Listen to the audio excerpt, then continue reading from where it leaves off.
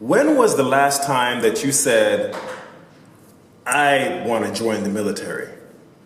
I'm just so excited. I want to go to war. I want to get in the combat zone, etc., etc. That's not really happening now, is it? For most of us, joining the military is not even one of the things that we want to consider. For some of us, it's an honorable thing.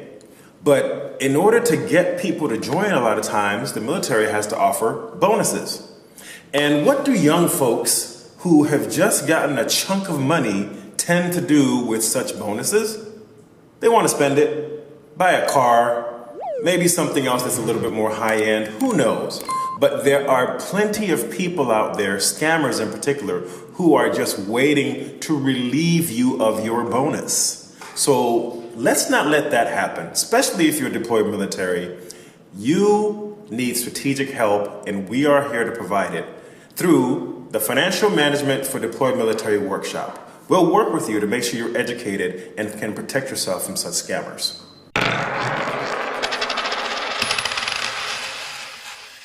Thanks for watching. A registration link is in the video description. Don't forget to like, subscribe, follow us on social media, and share with a friend.